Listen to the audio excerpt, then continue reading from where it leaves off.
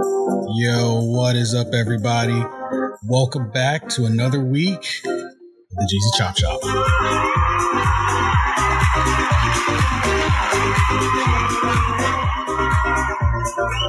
How is everybody? It is the week before Christmas, and this is officially the last episode from the Jeezy Chop Shop for the year 2021. And it's been an amazing year, over 30 plus episodes this year. You guys have been amazing. So thank you everybody so much for tuning in. Huge shout out to our patrons, Cindy Lou, Charlie, Trent Hollinger, Sailor Lion, Anna Giddens, Boogie Jim, and Tito. You guys have been a huge part of the Jeezy Chop Shop and Gamma Games as a whole. So thank you guys so much for your support. And if you guys like what we do as podcast, as a business overall, hit us up on Patreon, patreon.com/Gamma Games, and become part of the GZ faction. We are more than happy to have all of you, and we can pretty much continue doing what we do because of everybody and your continued support. So thank you so much for that. And speaking of support, just a reminder to everybody that right now, the Jeezy Chop Shop Gamma Games is proudly partnered with the Wounded Warrior Project this holiday season. The WWP is to honor and empower wounded warriors. Since 2003, WWP has been committed to post 9/11 service members' physical health and their families, helping them achieve their highest ambitions. WWP provides life-changing services in mental and physical health, career counseling, and long-term rehabilitative care, all at no cost to wounded warriors and their families. So if you're interested in supporting, our Tiltify campaign link will be found in the show notes. Also be sure to join us on December 23rd for our 12-hour charity live stream over on our YouTube channel, youtube.com/Gamma Games. So it's going to be a great time. We've got a bunch of games lined up. We've got amazing milestones. So definitely go and check that out. It's going to be an amazing time. So, Warners, what do we have lined up for everybody today? I know this podcast is pretty much a two-parter. So if you guys tuned in last week, we started off with what was pretty much called the Internet Overlords. And we kind of, that was around the time what AWS kind of went offline. It was like shut down. The cloud services were a little busted up.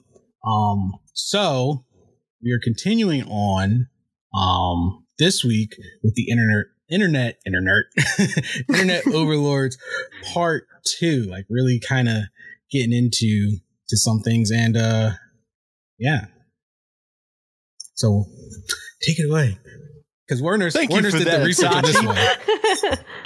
The first thing we have on today's schedule is the Gaming Awards. That's right. Last week, the winners were announced. We will be going over a few of those categories, and not just the winners, but who they competed with. And we'll talk a bit about our thoughts and stuff. And then afterwards, we're going to get into Overlords Part 2. That's right. The Internet Lords Part 2. See, the Internet. I pulled a U. I pulled a U with the mishap. It's just easier. The Internorts. Yeah, Internorts. So we'll kick it off first with the Gaming Awards. So last week, Game of the Year was between Deathloop, It Takes Two, Metroid Dread, Psychonauts 2, Ratchet and Clank, Resident Evil.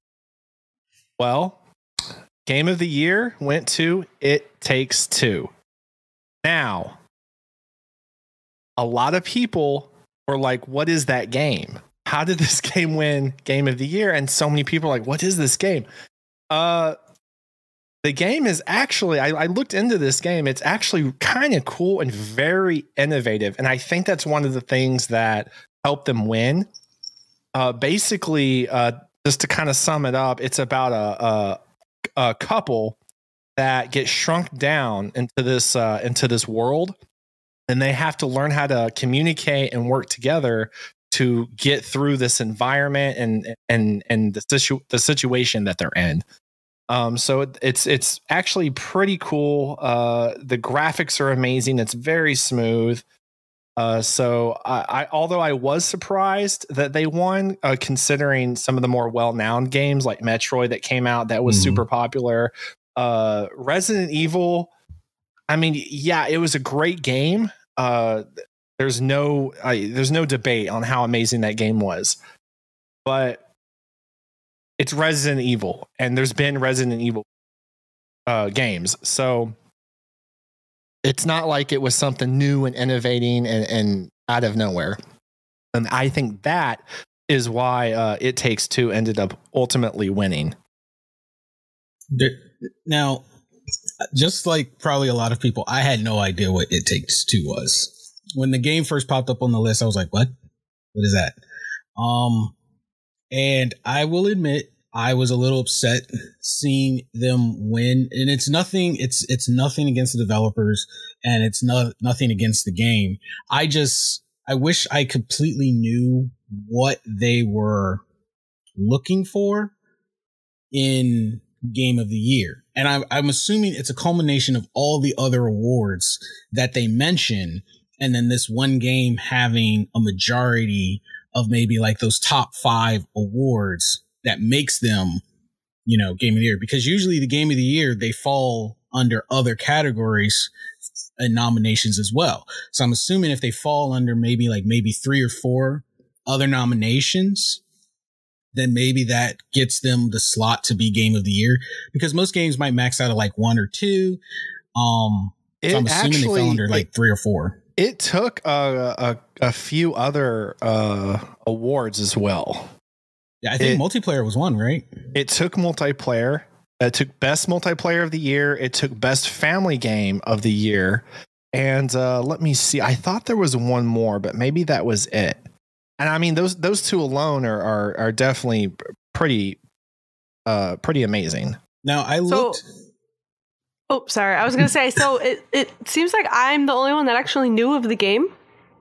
You were actually. I didn't know what it was. I knew about that game. I have seen it. I've never played it, but I have seen it been played. Like I've kind of browsed through on some streams. I've seen it on TikTok. So I knew what the game was, but I've never played it. And it does look like Warner's was saying, it does look like a great game. Super, super fun. If I ever had it out, it would definitely be a game that I could see myself playing. I don't get new games, but it definitely was a really good developed game. It looked really nice. It looked really fun. And definitely, I don't know much about the other ones. I mean, Resident Evil, I've only seen when I've seen Itachi play it, and that was about it. So for me, I guess that one kind of makes sense for me because it's a well-versed multiplayer game. And I think that like you both were saying, that definitely plays a very critical role. And I will say, as stepping into the indie world ourselves, this does show promise. Like growing up on AAA titles, we have kind of, I'll say for myself, been programmed to expect AAAs to always take these awards home. Last year was Sekiro, the year before that, I don't remember what the year before that was, but I'm pretty sure since the Game Awards came out, it's always been a AAA title. This shows promise for indie developers that you can come in and stand on the same stage as the big boys and outshine them. And even though I guess you could say my competitive gamer in me was like, what? Because I saw some games on there that I liked. Like, I would have loved to see Resident Evil 8 win because I loved Resident Evil. It's been a while since I have gone back and replayed a Resident Evil as much as I've played that one. There was just so much replayability to it. The story definitely was a fresh take. It's a revival that the series needed. It wasn't a remake. It was pushing the story forward, and it tied everything together so neatly that it was just like, mwah, chef's kiss. But if a game like It Takes Two, I could see where that sparks a lot of promise and where it piques interest, because not only is it a multiplayer game, it's a family multiplayer game. That game probably brought some people together that probably, like a husband and wife, one of them might be a gamer, the other one might not be. And it's like that game could have probably been like, hey, hey, let's spend some quality time together, try this game. And then find out they both love that game because, they're solving problems together. They're going on this adventure together. It brings them together. And in that turn, it's kind of like, wow, this is actually pretty good. Like, you know, someone out there was probably thinking outside the box like that. Like, you know, you got all these hardcore competitive games. Let's mix it up a bit. Let's bring back what made gaming so enjoyable the first time. Playing together. Like, you don't always have to be and competing. not having people screaming in your ear. Yeah. Or, you know, people yelling at you on the stream. You're dumb. You shouldn't do it like that. This is how you play the game. And that's what makes games fun. No, I honestly, if some like basic, like multiplayer, like Call of Duty or something, won Game of the Year, that would have really disappointed me. Those games have no business winning Game of the Year because they're focused on multiplayer. They're not truly story and lore and music and so many other things. Like, they're mostly focused on PvP. Yeah, they have no business winning Game of the Year. And I'll say this: It Takes Two opened my eyes personally, and it let me know I need to. Even though I play a bunch of different genres, it let me know that I myself also need to broaden my horizons a bit. Step away from my comfort zone of, you know, developers I have grown to quote unquote trust, and start exploring some of these indie titles and seeing what they have to offer. Because I think last year an indie game was also nominated for Game of the Year, and it didn't win, but it took a pretty big award home. I think it was called Grice. And it was an indie title. And that at first I was like, man, where are these games coming from? And, you know, now seeing an indie game win Game of the Year, I'm like, okay, I need to expand my horizons. I need to step out more. I need to stop, because you know, these AAA industries, they're just a recycling machine, and they know that their name sells. They can just spit out anything and their name sells. And over the last few years, they've been very disappointing. I've bought a lot of games that I thought had great promise. One of them, Anthem. Another one was Ghost Recon, Breakpoint. A lot of titles that I was like, man, I'm super excited to play because I trust these developers and they always bring out great stuff. And it was crap. But I see these amazing and beautiful indie games come out. And I'm like, you know what? This looks like it's up my alley. And I get it and I play it. And I'm like, yo, I am hooked on this. So there was another one, Hades. Hades is another good example of that. And Transistor back in the PlayStation, I think they came out like in the PlayStation 3 time, or early PlayStation 4. Both indie titles that people to this day still love. So like, the more I thought about it, I realized, I was like, you know what? This is great promise. And this is the competition that if anything, this is probably going to wake up a lot of those big developers, let them know people aren't just going to settle for your name anymore. So yeah, you actually got to provide. Yeah, I'll tell you what. To the developers were Haze Light Studios. They're not well known. They're definitely more of an indie developer. But it was Electronic Arts that picked them up to publish them. So they made that big of an impact that I just hope Electronic Arts lets them keep doing their thing. I hope they don't come in and do what they famously do and try to milk the game, you know, because of its popularity, like they did Star Wars. Game was the game really I guess stood out because it was very like hopeful and like heartfelt, which is, you know, that's just not something you get from a basic like 2-player game anymore. Sure. Now I will say this, and I'm not being dismissive of any games that pretty much try to address mental wellness. I will say I do when I play a game, my goal is to escape reality. And I will say part of the reason I've been a little reluctant to play certain titles, such as like, you know, the Life is Strange and any games that tackle real world topics, is because they address said real world topics. And it's like, it's kind of like coming home after a stressful day at work, and you turn on the news and you get more reality thrown at you. And then you go turn on your game and then you address more reality in your game. You don't play games to escape reality. What? So, come on. Yeah. So for me, that's kind of probably like at first why I kind of was like a little disappointed that It Takes Two won at first, was because that was the first thing that was brought to my attention was they're like, oh, it's a mental wellness game. And that was the first description I got. And I'm like, that's all well and good. I am totally for that.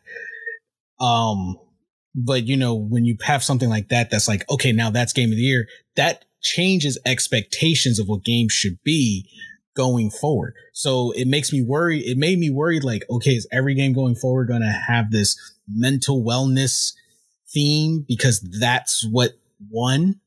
So now all the games going forward are going to be like, are they going to try to copy that? And we're slowly going to fade out from actual games that break away from reality. Like, I get gaming is for everyone, and it should be. It should be accessible to everyone. But we also know trends get set and developers copy off of each other. Look how many Smash Brother imitations there are. How many Counter-Strike imitations there are. And nobody tries to imitate Fortnite because Fortnite copies everyone. So they're the only ones who can't be imitated. They're like, no, we figured it out. We just copy everyone else. Yeah, we are the imitators. Yeah, they are the imitators. So you can't imitate the imitators. Sharing gun. Yeah, they have the sharing gun. So it just makes me worry. It's like all the developers are now looking and they're going to see It Takes Two. And the first thing that's going to stand out is a mental wellness game. That's literally a thing. That's how they describe the games. And now that could be a category. Be like, oh, sci-fi, action, gore, mental wellness. Are we going to start seeing a trend of big developers trying to imitate that? And it's like, I don't mind emotionally driven stories, but they can also not be grounded in reality in any regard. A good example of this, Tales of Arise. Tales of Arise made me cry man tears at the end, man tears of happiness without ever touching real world topics. The story was so well written. The characters were so likable and their struggles, in a way, you felt like you were part of their struggle in their world and you were rooting for them. Granted, you were in control, but you were rooting for them every step of the way. And then the action and the fluid combat, that game was so beautifully crafted and designed, and the story so well written and just intertwined that at the end, when you get to the end, you just sat back and it was like, wow, that was amazing. And it was like saying goodbye to friends, like our adventure has come to a close. It is now time to say farewell. And that was without once, touching in my opinion, anything about real world. And I played it to get through some hard stuff I was going through during the time the game came out. And just playing a game that took me away from reality and just let me be in a different place, a different planet, a different universe altogether, and help them through their struggles. It was therapeutic for me. So, well, in that spirit, best role playing game was between Cyberpunk 2077, Monster Hunter Rise, Scarlet Nexus, Shin Megami Tensei 5, another good series, and Tales of Arise. Tales of Arise took it home. And that's the first time I think a Tales game has won an award. That is the first time a Tales game has won an award. That game, you 100% deserved it. 100% deserved it. Like if I was to ever recommend a game, and you guys know I like rarely recommend games because I've made some bad recommendations based off of my enjoyment for past developers, I would highly, highly recommend Tales of Arise. And you don't even have to know any of the other Tales games. That's what I love about it. You can jump in and enjoy the full experience beginning to end. Now, I thought this one was interesting. Best multiplayer: Back 4 Blood, Knockout City, Monster Hunter Rise, New World, It Takes Two, Valheim. It Takes Two won that award. And that surprised me too. Because I don't say that like I don't think they necessarily deserve the award. It just took me by surprise because Back 4 Blood and Monster Hunter Rise, especially, those two were so popular. Yeah, hugely popular. It Takes Two, like, it really made that big of an impact on people. I will also say there is a certain level of exclusivity that It Takes Two removes. Games like Monster Hunter and Back 4 Blood, there's a learning curve.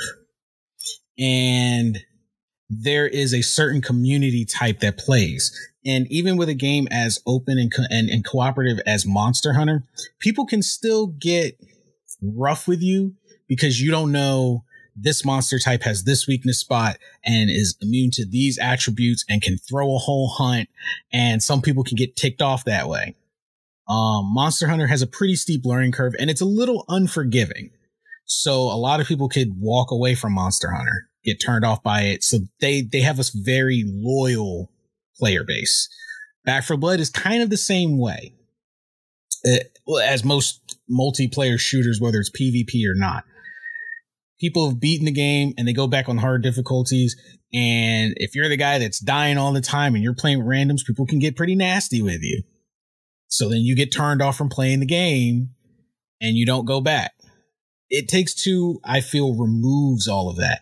You don't have to play with anyone online. I don't think. I think you can, it just be you and your friend, your significant other, and you two just play. And no one's going to pick someone they know they're going to get irritated with. So then you have this amazing, comfortable gaming journey for however long you want. If you can only play once a week and that works for both of you, that's perfect. You still get to play this game. You get to play it once a week, the two of you happily and comfortable together.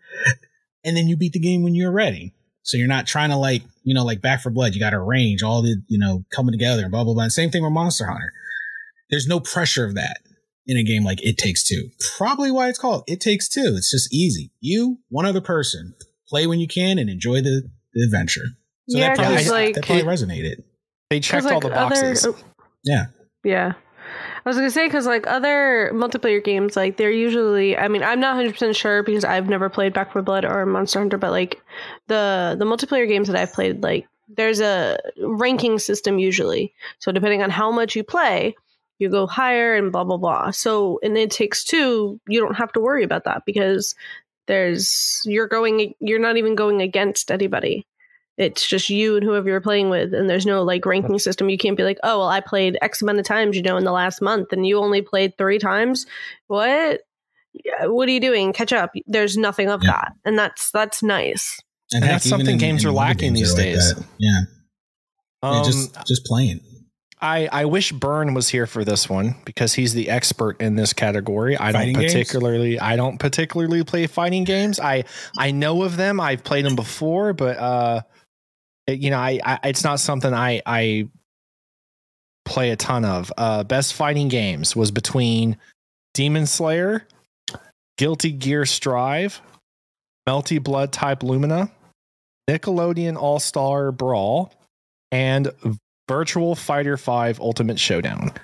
Guilty Gear Strive took it. I love how Nickelodeon is in there. So I will say this, and Byrne, if you're listening, feel free to correct me later.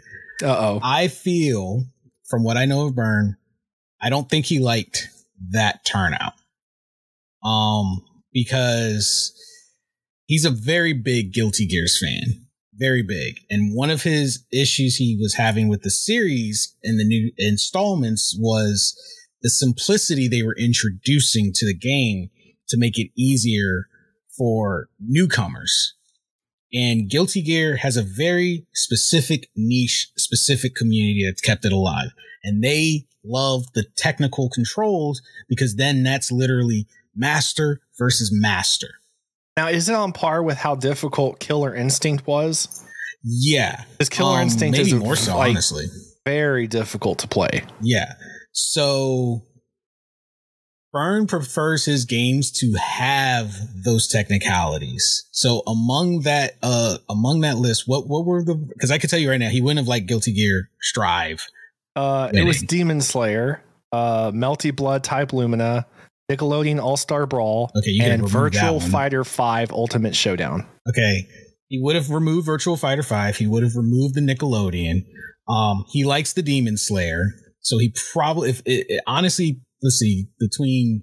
It was a simple fighting game, though. It's not very technical, at least not on his terms. Yeah. I think he would have voted for Melty Blood, honestly, because he and I have played Melty Blood, and we've played Melty Blood against each other. And Melty Blood does not simplify itself. You have to learn those controls. You have to learn those combos. And that's not something you're going to learn in a week. You've either played the series over years and you already know what it's going to ask of you, or you have to spend dedicated time learning. I mean, it took me like a good week to learn like the freaking 20 hit combos for like 3 characters. So as a Guilty Gear fan, he might be like, yay. But like as a fighting game fan, he'd probably be like, okay, I don't know what they were basing it on. And I think they were basing it on like how easy it was for people to get in and play. Best VR games.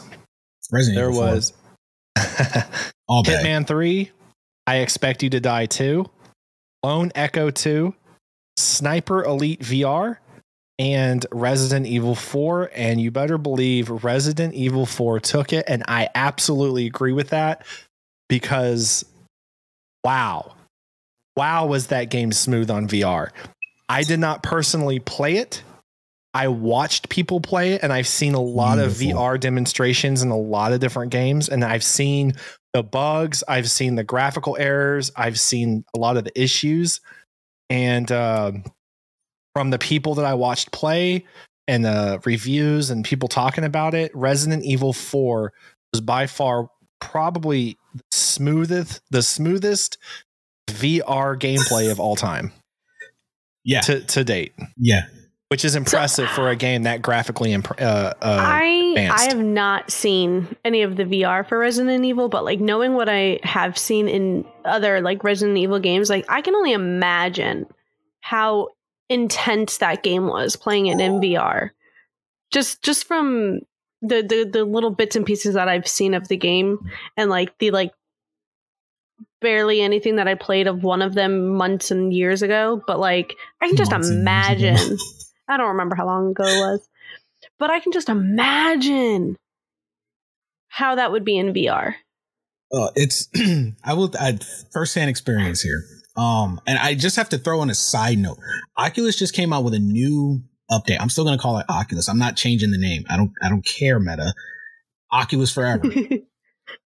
Oculus just came out with a new update that it improved, in my opinion, it looks like it improved the clarity of the screen. Because a lot of people were talking about there's this, like, it's a little blurry in the Oculus, and it's a standalone headset. You know, you can't expect perfection from it. Right. They're like, oh, it's a little bit blurry. So people are like tinkering with the settings, and it looks like they came out with an update that completely like sharpened the game. Now, Resident Evil 4 already looked amazing. So after I updated my headset, I popped back into my Resident Evil 4, and now it's just drop dead gorgeous. It's even, wow. It's just drop dead gorgeous. And I'm in there, and when you were talking about like tense, you feel the tension. I'm not even wearing headsets. Like, I'm using the surround speakers that are in the headset. And it doesn't matter that I know I'm in my living room in the safety of my house. No, Resident Evil 4 VR is so well done that as soon as I put that headset on and I pick up those controllers, Resident Evil 4 is like, you're mine. You are in Resident Evil. You think you're in your living room. That's fine. But right now, you're in my world. And after that improvement, and I know what you're thinking, but yes, that's exactly what Resident Evil's like, you're my bitch right now. That's so cool. And I loved it because, and I will give them a little leeway. I'll give these other VR games a little leeway. I will say Resident Evil 4 has been redone so many times that the blueprint is there for them. They had a perfect blueprint to work with. All they had to do was put us in it. How do we do that? And how do we compensate for the interactions? And there's so many videos out there. They knew exactly what people are going to do. They already know what people are going to look for, what people are going to test. And it was just, all right, let's make it pretty. Let's make it happen. And they went for it. And this was the right time to do it, I think. Resident Evil 4 has aged, and it's, now it's definitely aged well. So this was the time to do it. Resident Evil 7 was too early. Is it scary? Yes, but you're in a VR space. So there's some times where you're taken out of the experience. When I was in Resident Evil 4, just to keep my sanity, I would start talking to myself. I would be in there and I'm going down the hall and I hear, locoles, mátalo. And I'm like, oh, come at me, mother. And I'm in there. My cat thinks I'm crazy, but it was just to keep my sanity because the cat's nothing in the corner worse. like, yeah, my cat's What looking are at me you like, doing? I need a new owner. And I whip around and then there's like 3 villagers coming at me with pitchforks like, mátalo. And I'm like, And does the fence scream? yeah, that's my defense scream. I do my Kevin Hart. Oh my God. But Resident Evil has set the bar so high, and that's where it needs to be. No more settling. Resident Evil said, boom, here's the standard. Itachi has spoken. Now, best esports game of the year. Now, Overwatch wasn't even on the list this year. I understand why. I wonder why. I am a huge Overwatch fan. I even go to the sporting events, which, by the way, an esports sporting event is freaking amazing. It is so exciting to be there in person and see it. But I think one of the reasons, probably the biggest reason Overwatch wasn't on there this year is less people are playing it. It's not a dead game. I would not go so far as say it's a dead game. Plenty of people still play the game. If it was a dead game, it wouldn't even be an esports game. So it's kind of an ignorant comment when I hear people like, oh, it's a dead game. I'm like, if it was a dead game, it wouldn't be fucking competitive. But it's been around for several years now. We're anticipating Overwatch 2 year after year. It keeps getting pushed back. And outside some new characters and stuff, it's not to me like in the same category quite anymore. I hate to say it. I love the game. Compared to some of the games that are more popular with streamers. And when it comes to streamers and competitive games, especially the more famous streamers, that gets looked at. How many people are streaming these competitive esports games, whether or not they're on an esports team? You're way more likely to find someone playing Call of Duty, Warzone, Valorant, a lot of games like that. So yeah, that's kind of why I think Overwatch wasn't on there this year. But there was Call of Duty, CSGO, which that's out of the games on here. That's the only one I haven't played. Dota 2, I've played that. League of Legends and Valorant. As expected, League of Legends took it. As expected, just from my opinion. Yeah. I don't think people understand League of Legends when they have their semifinals and finals, and they get to the end of the season. More people watch the streamed competitive League of Legends games than the amount of people that watch the Super Bowl. It is insane the amount of people that log in to watch League of Legends. Granted, Super Bowl is kind of like mostly an American thing. Maybe some other countries tune in. League of Legends is kind of worldwide, but that's still, that's a lot of people that tune in to watch the semifinals and finals. And then for the last one, you know, going down to most anticipated games, or I'm sorry, most anticipated game, it was down to Elden Ring, God of War Ragnarok. For those of you that don't remember, it was the one where they posted up with Thor, and it was thick Thor, like in the mythology, and everybody was expecting thick Chris is an Hemsworth. understatement, bro. This was this Thor was like, okay, historically accurate. Yeah, it truly was. It was historically accurate Thor, but naturally, when people think of Thor, Marvel. They think of Chris Hemsworth and Marvel. That's not what Thor actually looked like historically, or mythologically. Yeah, mythologically. Yeah, this Thor was accurate. He's a beefy boy. Horizon Forbidden West, which is a game I am looking forward to. I thoroughly enjoyed the first Horizon, so that was a great game. The sequel to The Legend of Zelda Breath of Wild, just Legend of Zelda Breath of Wild Part 2. We've been waiting for that for like 4 years. And then Starfield, which graphically just looks beautiful. Now is Starfield a PC exclusive?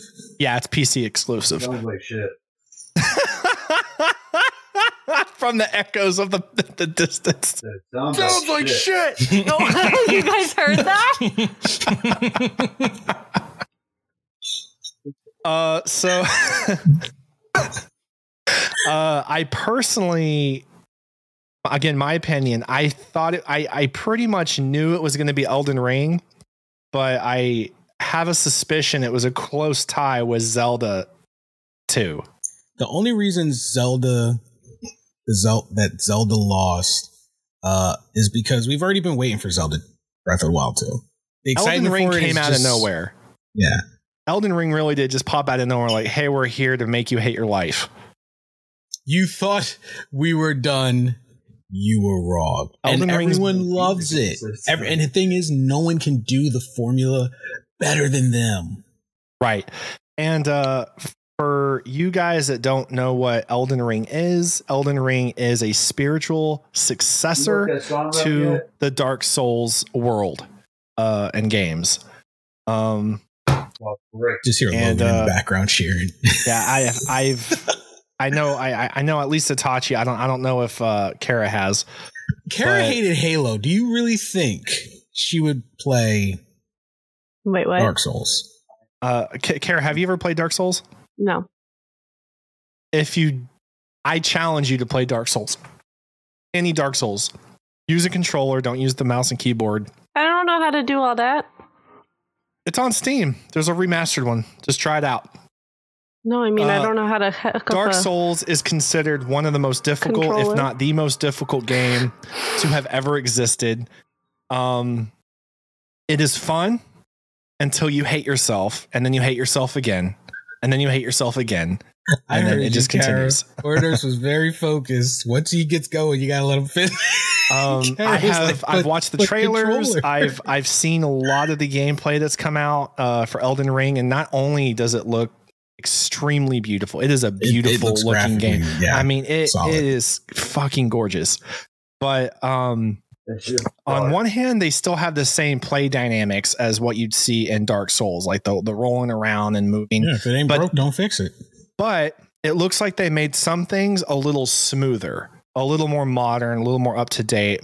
I don't want to say user friendly. I think with anything to do with the Dark Souls universe, I think is a stretch to say user friendly. I wonder if they're considering the armor too, the armor type, because if you're wearing light armor, you should be because they kind of did implement that with other games. Depending on your build, you could roll around freely. I think that would be cool to consider the armor types in your movements.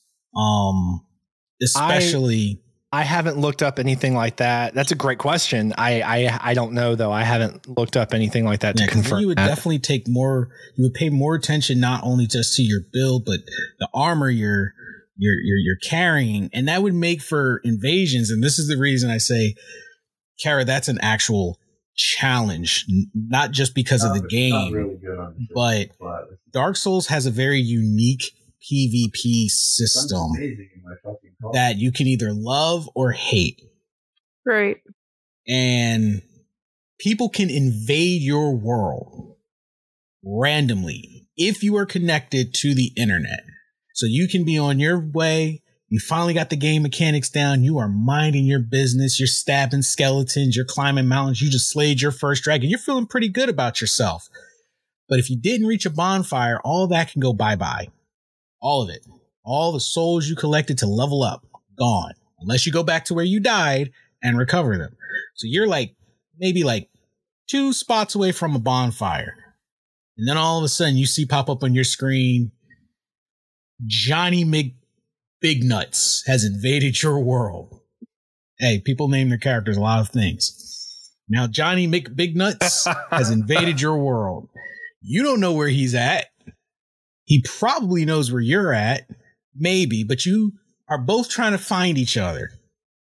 And then you see his red avatar, giant sword, but he's naked. Just a loincloth. You think, oh, this will be an easy day. I'll just stab him 2 times and he'll die. He has no armor. Lo and behold, this man's got what? The rings of a god and the agility of Spider-Man. And he's rolling all around with his big old sword. And you're not paying attention to where you're at. You wind up on the edge of a bridge, forget where your footing is, and he just pokes you 1 time with the sword. Now you fall off of a castle bridge to your death. And then you just see him praise the sun. So sounds like a game that I'm going to rage with. Oh, you probably would rage. There are 0 people on this planet that can possibly play Dark Souls at least the first time around and not get pissed the fuck off mostly.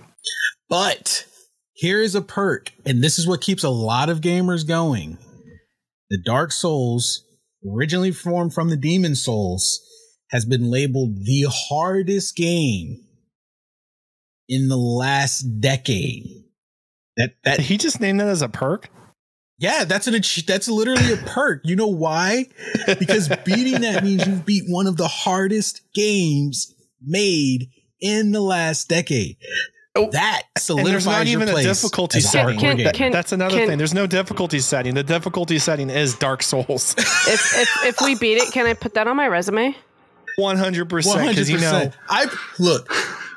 We joke about it, but how much do you want to bet if you're applying to a game company that specializes in RPGs and you went to them and put on your resume, beat Dark Souls or New Game plus with no armor? Yeah, you're going to be like, some random shit like that. I beat Dark Souls 9 times and this is my fastest time for beating it. Like, you're hired. Yep. You are our game tester. You're hired. But think about it. Like, you know, the gaming becoming an official line of work and stuff. At some point, putting your game achievements is probably going to be something you put on your resume. Well, what games do you play? This. And well, what's your highest game achievement? Beating Dark Souls 9 times without dying. You know, I never said it out loud, but when they asked me to be the charge nurse at my work on my unit, and I said, why, you know, first of all, why would I want to do that? They're like, you know, do you think you can do it? Do I think I can do it? I beat Dark Souls 1, 2, and 3. There's nothing I can't do. Nothing you can't do. And you will feel powerful, Kara. You are going to feel powerful for at least a solid month. If you beat that game, you are going to feel unstoppable. I don't know. I think I think it'd be longer because I don't complete many games. Well, that's what I mean. The month after you beat it, how many years it takes you. You are going to feel walk powerful. Around with a sense of pride for quite a while. Yeah. Dark Souls leaves you with a sense of accomplishment that even after I 100%ed Tales of Horizon, I showed you guys that I felt accomplished for like a good week. But when I beat Dark Souls, I felt a good sense of accomplishment for like a good 2 months. I was so proud. I think when my kids are just a little bit older, if they get in trouble, I'm like, you have to play Dark Souls and you can't do anything else. You can't do a single thing else. Ooh. Use it as a punishment. No, you can't go to your friend's punishment, house. though. You can't do anything. Homework and then Dark Souls. That would you be beat punishment. Dark Souls. You beat Dark Souls. You can have your privileges back. Ooh. They would have to do something really bad. Ooh, that is a punishment. And you I'm guys gonna think have we're it for kidding. like It's a medium that's not a punishment. They're just I'm gonna playing have it for like a game. medium thing. So that way, if they really piss me off, then they have to go to Dark Souls 2. I mean, none of them are really any harder than the other. You really want to make the punishment stick? Start them. Be like, sit right here. Get them to Blighttown and say, here. Take it from here. Dark Souls, Blighttown. It builds discipline. It builds self-confidence. It makes you question your life decisions. And gives them trauma. It gives you perception on how hard things can really be. Mm-hmm. There's so many benefits of using Dark Souls as punishment. And PTSD. Oh man, it builds character. Instead of saying you want a weapon, you want Dark Souls? Yeah, Dark Souls. You want Dark Souls? Go Dark Souls. As soon as they hear Dark Souls, they're just sorry, Dad. I won't do Everyone's it again. like, go to your room. I'm like, that sucks. Play Dark Souls, beat it. You have 7 days. Dark Souls. If you don't beat it in 7 days, I delete your game progress and start you over. Ooh. You will get good. In this family, you will get good. Ooh. That's just brutal. And I cried when my buddy overwrote my Skyrim save. You make them start over in Dark Souls? I don't care how far they are. They're to the boss. I said 7 days. Warner's is setting the new standard for what's going to pop up in the news as a new form of child abuse. Here it makes child play a video game called Dark Souls for a month straight. Dark Souls causing PTSD. I don't understand the controls. I didn't understand the controls. I still don't. The controls either. We're going to be seeing that on the news and be like, huh, never thought he'd go through with it. Yeah. You don't need corporal punishment, people. And you don't need timeouts. You just need Dark Souls. No, but seriously though, I wonder, you bring up something. What if you can make certain games a form of punishment? You take away the games they like, but instead of just taking away the games, then you give them these games and say, you can have all your games back when you beat this game. I hear my kid talking shit to other kids online. I'm like, what do you do? You think you're so damn good? You're talking shit to other kids? Come here. Let's see how good you really are. Sit down. Dark Souls. Let's go. And by today's standards, you could put them on Halo Legendary. Oh my God. It's not quite Dark Souls, but it's pretty rough. See, my game would be Remnant. Remnant's pretty tough. I rage quit that game. And I will not pick it back up. See, I would love to not have another game to play. Beat Remnant. I want to get a poll from all of our listeners. We'll post it up this week. I'm going to get a poll from all of our listeners. The number one game that they rage quit on and never went back to.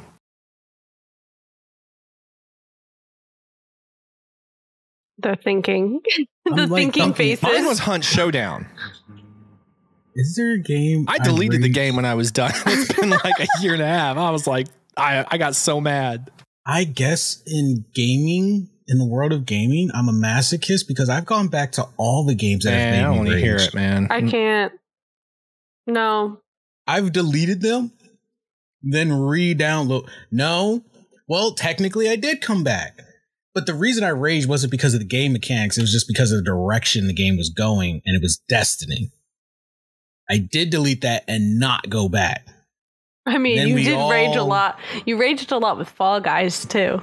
I did rage a lot with Fall Guys, and then I would still go back. Guys, I'll tell you what, you want to see a grown man get pissed the hell off at Fall Guys? Watch an Itachi stream on Fall Guys. It is pretty funny. Look, those jelly beans are adorable until they weigh 10 tons and are in your way. You have no idea if the kids or people around you are like kids. You don't know if they're 5, Everyone 15, is a troll. 50. You don't know, but they're all Everybody. trolling. And Itachi does not do well with trolls. I don't. I am like, Do you I can't remember? troll. So I'm the Itachi- worst. Do you remember when we were playing and we were playing with one of my friends and he kept pushing us off of the Yes! obstacles? Yes. Willing to kill himself to kill us. I still have the clip. It's in my like beginning thing where he pushes me off and I'm like, you, and I stop and Itachi goes, where is it? Where you were gonna call him something, and I went, bitch. It just Itachi was hung like, there. there it is. It just hung there. And it's just so. And now I don't even think.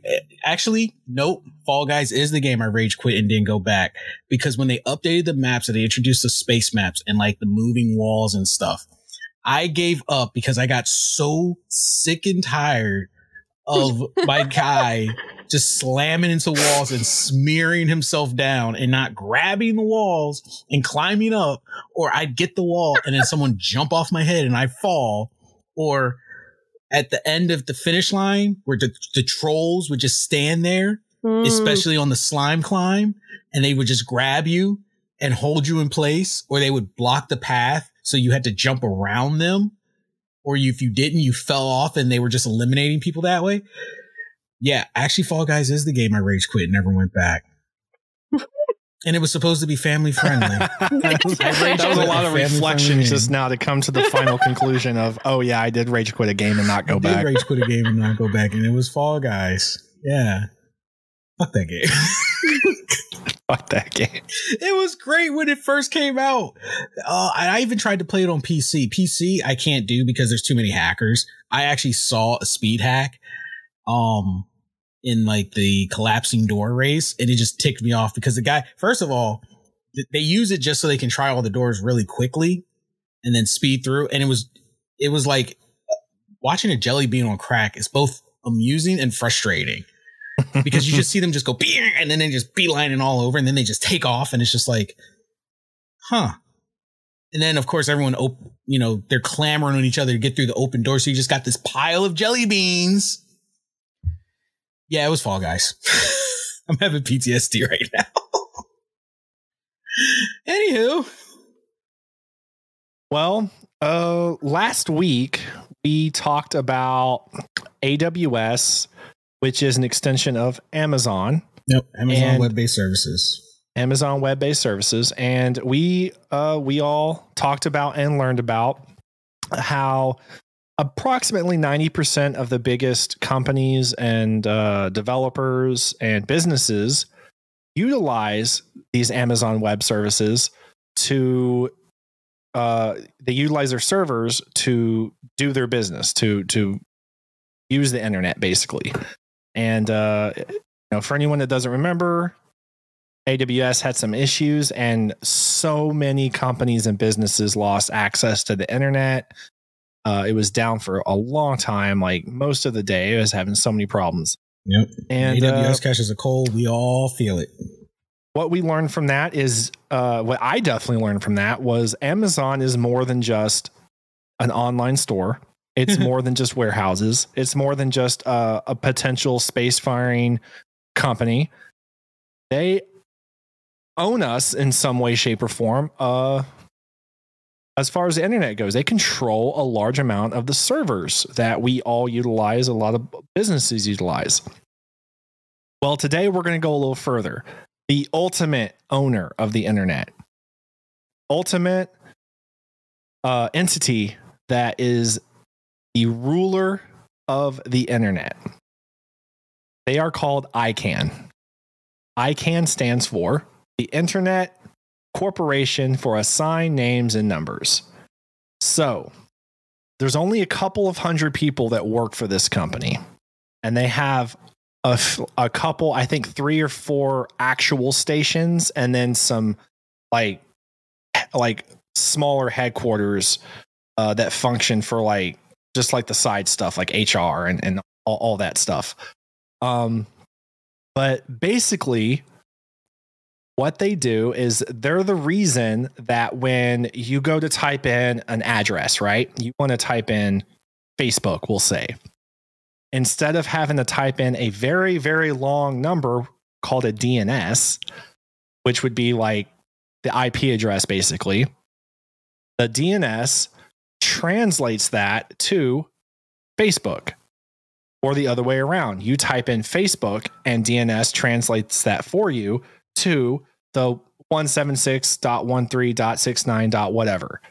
And then furthermore, we have the security keys. I think a lot of us might be familiar with having to update our security authentication codes through like PlayStation and stuff.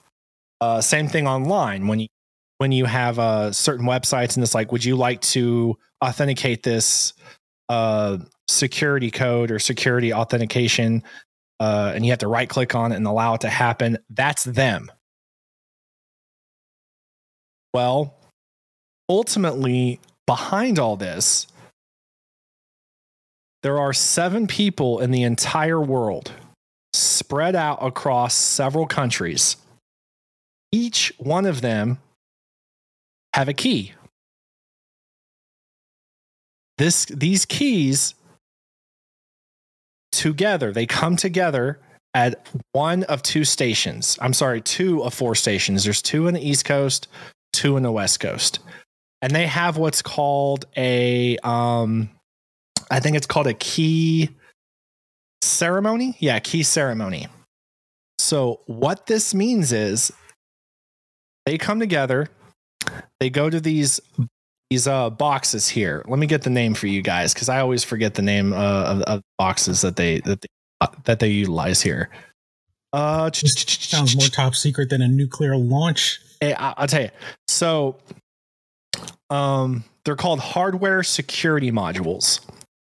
And these private keys that these people have, they are how you access 4 of them. That's it. There's 4 of them, period. And they're kept in the ICANN stations. And that means that these people, I think it's once a year, they have to come together and make sure that everyone has their stuff, everyone is good to go, and they go through this key ceremony to make sure everything is in working order. So these keys unlock these boxes. Inside these boxes are more keys. Each one has another key. So it's like a bad video game fetch quest right here. Yeah. So no, they're not the world leaders, just so everyone knows, but they can definitely shut your internet down if they want it. These are the 7 in terms of the internet. They're the 7 most powerful people in the world, and there's 7 more people in the world that have parts of the keys, right?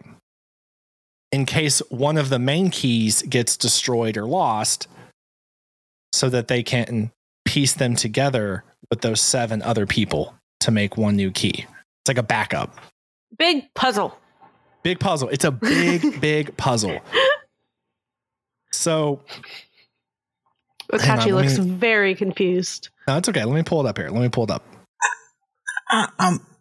I'm just wondering why that exists. And the only thing I could think of for them to go to that length where the internet needs to have that much. And you said 7, right? Yes. So wait, so that's like 1 person per country. Yes. So we can work together. Yes. One of them, literally 1 person per country hacking an all-powerful internet key. Great Britain, USA, China, Burkina Faso, Trinidad, Czech Republic, Canada.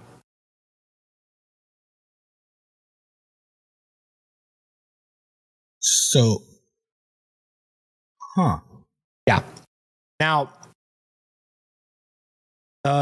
so I was wrong. It's not once a year. The key holders have been meeting 4 times a year, twice on the East Coast, and then twice on the West Coast since 2010.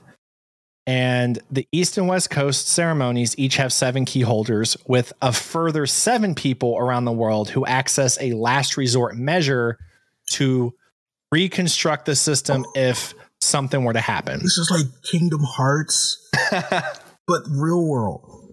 Yeah. Okay. How? You know what? I'm not even. By the way, these keys are smart cards. I'm just going to leave it alone. They're not physical keys. They're smart cards, and they have the information of the key, the information. So I tell you, this is public knowledge, by the way. Like, you can look this up. It's just, even though it's public knowledge, it's not something, because they know nobody is going to care until something happens. But technically, theoretically, if they had to, if they absolutely needed to do it, they could reset the entire world's internet. That is the purpose. That's why they all have to come together to do this. I'm going to tell you one theory I could have on why we have that unified key system where everyone could come together. And I mean, these 7 people that are probably more guarded than some of our government officials have this power, is if whoever, because there's always someone in charge. There's always someone else at the top. You got 7 people here. Someone is in charge of them. And I'm telling you right now, it ain't their country. So whoever is in charge of them would pretty much have to say, okay, we've gone too crazy. Things are a mess. And if we were going into like a global, there's 2 scenarios I can think of. We discover there's external life, and they are afraid of the internet influence determining whether they nuke us or make peace with us. Or powers that be have decided, you know what? We as a people have got too much freedoms. It's time to reset history. Hit the kill switch. And then the internet to kind of elaborate a little bit. So it's physical keys that open up these boxes to these smart cards that have the programs in them that, together with everybody there, can do what they need to do, whatever it is they need. I'm wondering how they picked these people, because these people age out. So how do they determine the successors? I don't know, but they're absolutely. ICANN's been around since like 1998. I mean, I can imagine it's as far as IT people go, it's probably some of the smartest people in the world, or not, because if they wanted to play it safe, you've got 7 people from 7 different countries, and if you've got 7 geniuses, you're always going to be watching your back like, well, this person knows this and this person knows that. And then you can't really trust because they have the technological know-how. So it's probably safer to have 7 people that don't have the know-how. They have one job. Now, they make it very clear that these people know specifically how to do the programs and how to run everything and how to fix things and how to do everything that needs to be done. Well, I mean, I could say that too. It's so serious and so important that, and again, this is public knowledge, they are required to send, because they're in separate countries, they have to send a picture once a week of themselves with the current day's newspaper to the headquarters to show that everything's okay. So in the article that Warner sent me, you can actually see who, like, click on the people's names and see who they are. Like, one, the Great Britain guy is the chief executive of the British technology firm Community DNS. The guy in the USA was an American. Oh, he died this year. Dan Kaminsky. So there's no updated picture, right? This is what I'm saying. This is what I'm saying. We have 7 known faces. Yes. You're going to trust 7 people that know what they're doing. Yes. That doesn't mean that they're the ones holding the keys. There's a reason the term scapegoat exists. So like she just said, the one for America died this year, which means they have the means to have already updated this information. This information is public knowledge. Why do we not know who the new person is? Well, hold on. When is this article written? Well, this article is a little bit older. It's from a couple years old. This article's from 2020. So who's the new person for America? I don't know. And I mean, if you had said it was like, you know, like 2017 when the article was written, I'd be like, okay, 2020, everybody was indoors. We all had plenty of time and most of us were in front of a computer screen.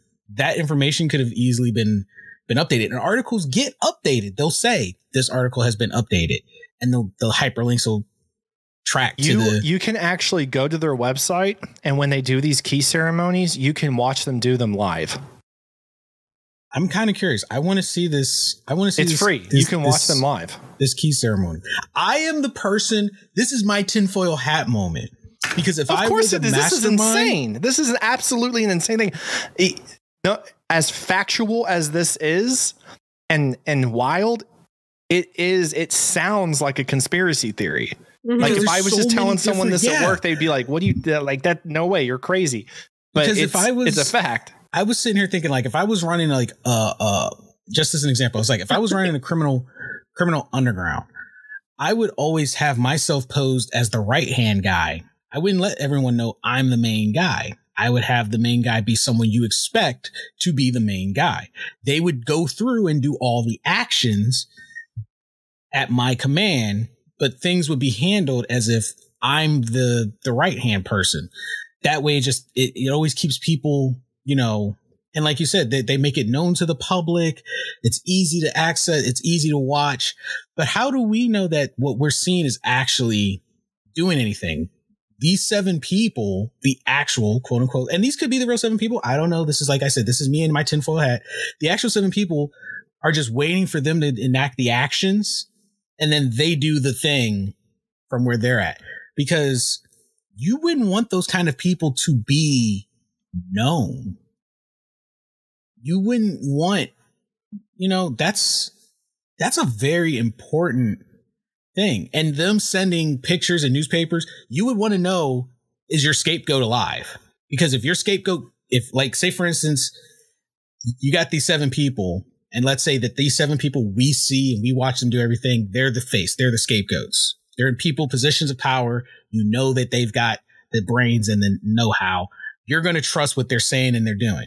The actual 7 people that might be doing it, you know, they're the ones saying, send me the picture. I need to know if you're alive, because as soon as you disappear, we got to replace you, because then people are going to know you're not who we said you are. Because there's just so many things that don't make, because like this guy passes, you know, who gets the key next? How do they determine who gets these keys? They got to come together for a meeting. And I'm pretty sure everyone has a say in this. They can't just be like, all right, we're just going to give our key to this person. No, the other countries are probably going to have a say in it. I know a box that absolutely has to be checked is their knowledge and skills in cybersecurity. And that's the other thing. Hackers, if that's the case, the world knows hackers exist, but there's a reason they keep themselves anonymous. This is like the ultimate hack. Well, I'm not going to point out the name. Internet.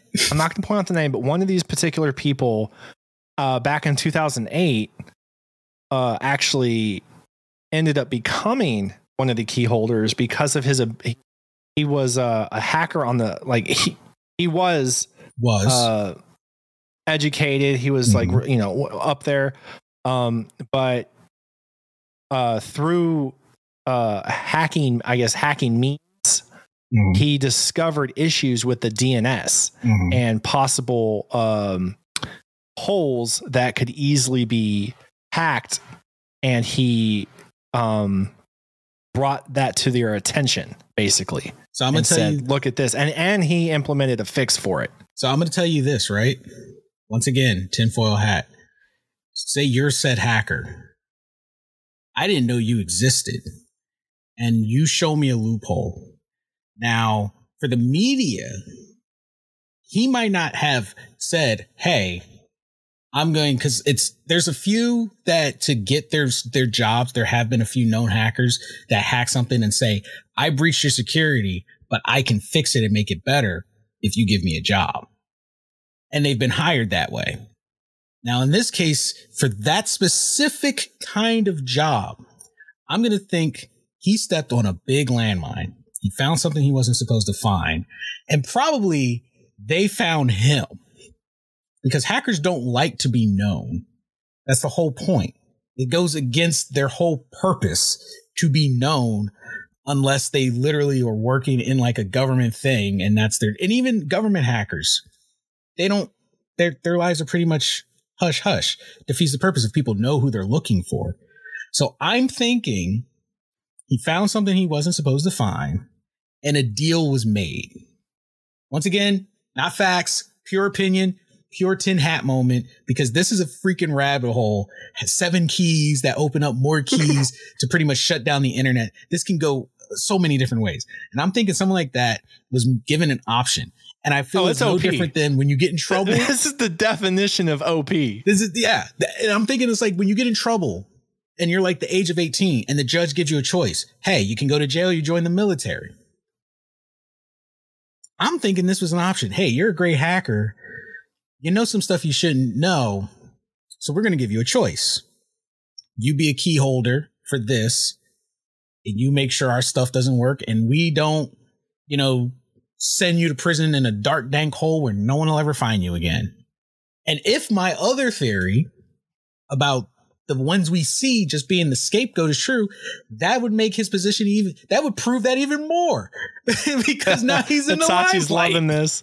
You know how last week you blew my mind with how deeply Amazon has their fingers in our society that I didn't know until you pointed out like all the servers and stuff people have to use. I feel like I just kind of did that to you by bringing my mind is totally blown now. Because again, anybody can go on to the ICANN, ICANN, ICANN website, and you can watch the stream when they do this every year, or I guess 4 times a year. You can watch their key ceremony. Now, obviously, they're not going to like stream and show you like the technicalities of it, but they'll show you the process of it and them coming together and kind of doing it. Now, and apparently it's really cool. I do wonder why they stream. That's the only thing I can't think of a rabbit hole for is like, why would they stream the key ceremony? Give you a sense of security. Maybe. Probably. I don't know. There's got to be a reason for it. It's like, it's wild. It's so, like when I learned about it, I was like, holy, like what? I had to like continue learning about it because I thought it was just like another conspiracy theory. Like there's a shadowy entity in this a body of people in this world, and apparently they're fucking real. That's it's not like this is the Illuminati or something where we're like they exist, they don't exist, we don't know. No, they're just a visual branch of the Illuminati. That's all. It's an actual thing, and it's insane. I'm going to tell you this right now.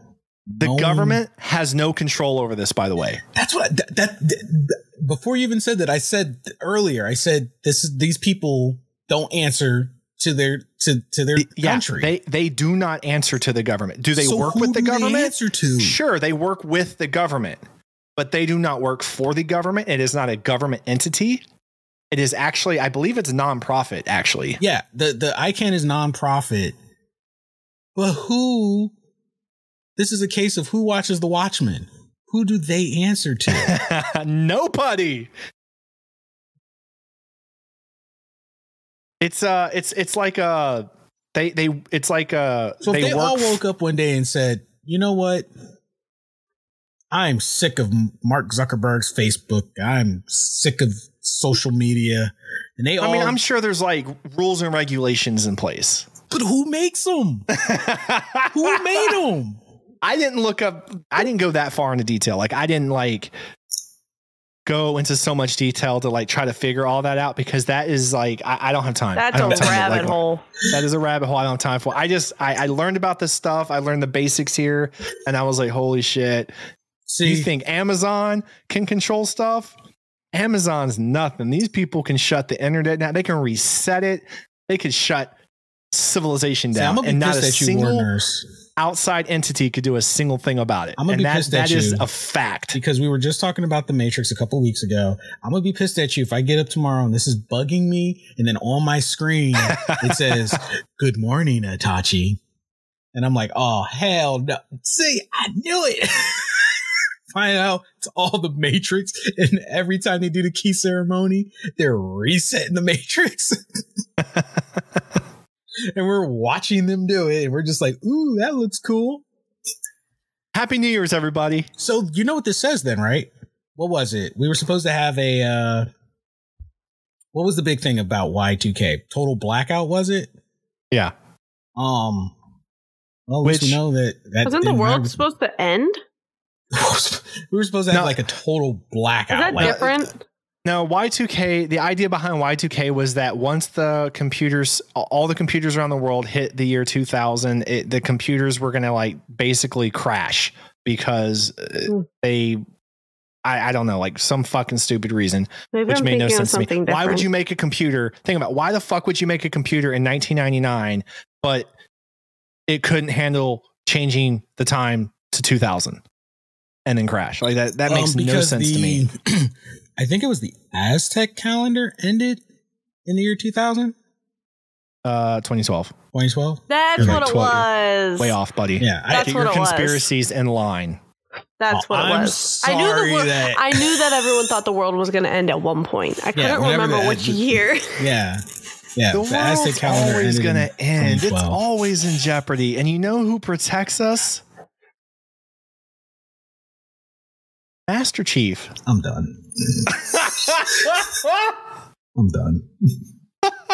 I was like, say something profound. In his head, it was profound. That was profound. Oh my gosh. Yeah. Well, if I didn't have trust issues with the internet before, I already did. Thank you for solidifying you. I always knew they were. It always feels like somebody's watching me. Because they are. They were ahead of man. They knew. And yeah. Every time you buy something, every time you purchase something you shouldn't, every time you watch something that you don't want anyone else to know you're watching. Oh, somebody's watching you watch that something. Well, what is it? When you scan your card at the store, your information is automatically saved for like 5 years. So that's why these people be hacking them stores, because they know all that information. I don't want people tracking me. I'm like, dude, you can be. There's a fucking satellite. Go as far out into the country wilderness as you want and build yourself a windmill. Dig underground. Guess what? At minimum, the fucking satellite way up there, they'll find you. Yep. Watch Jason. Have you seen Jason Bourne? Watch that shit. Facial recognition. They'll just just triangulate your last known location. Hide your wife, because the government's running up all down there, sending satellites looking for your ass. Hide your kids. Hide your wife. If you want to not be, look, I'm just going to say this. If you want to not be found and not be discovered, I'm sorry. That's not going to happen in this lifetime until space travel is a thing.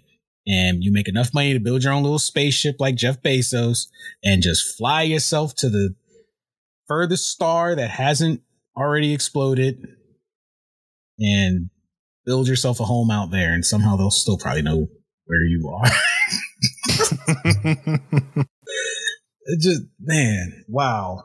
Oh, that actually kind of makes me mad. I don't know why. I'm like angry about it. I'm like actually upset about it. Like, it really bothers me.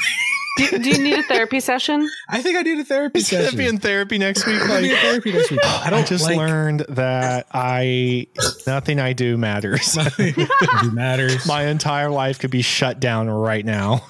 We are living in the Matrix without actually needing to be in the Matrix. It's all a lie. Just call me Mr. Anderson. Just call Mr. me Anderson. Wow. Well, that's a great way to end it. Thanks for that, War Nurse. Great dreams dissecting that one. What do you guys think? I really want to know your guys' thoughts on this. So please hit us up on Discord, hit us up on Patreon, comment on Twitter. What do you guys think about these 7 internet key holders? Like, man, that's just, no one man should have all that power. Just saying. That not is one. Mind blowing. It's not one. It's split amongst that. Well, it's like the Power Rangers. Yeah. We got the Power Rangers of the internet. Oh my gosh. It's the Power Rangers of the internet. Oh man, they combine and they get their keys together and they upgrade their I'm done. Let us know what you thought. I can't even talk now. That's He's man. not gonna be able to sleep tonight. I'm not gonna be able to sleep after that. 30 plus episodes, and this is the one that we end the year on. This is like a season finale of season finales. It's that cliffhanger. Will Itachi recover? Will he ever be the same? Can he trust the internet? Find out next year. Find out when the GZ Chop Shop returns. 2022. He's gonna be like, yeah, guys, we're continuing on. Itachi, he went to the mountains, never came back. So we don't know where he is. Gamma Games is gonna try to reach out and find him. Hey, buddy, we miss you. Well, no. We'll just use the satellites. It's fine. Yeah, facial recognition. You see me as like a woolly mammoth out there, just pointing at the satellite. But yeah, let us know your thoughts. What are your conspiracy theories? Let's dive down this rabbit hole for sure. The GZ Chop Shop will return in 2022. So make sure you guys check our social media, hit us up. You get to see our wonderful faces one more time, and that is once again on December 23rd when we do our 12-hour charity live stream for the Wounded Warrior Project. So be sure to join us that day. It is going to be an amazing time. We're going to have tons of games. You get to watch us fail in real time and be a part of the action. And we have some amazing milestones lined up. Like, hey, maybe you want to see me play a horror game in VR. Let's hit some of those goals and we can make it happen. Once again, hit us up on Discord. Check out our website, gammagames.com, for all the latest in articles, news, and updates about what we're doing and future endeavors. Anyway, you guys have been amazing this year. We love you guys. Thank you so much for supporting us all through 2021. Stay safe out there. We will see all of you wonderful people in the new year.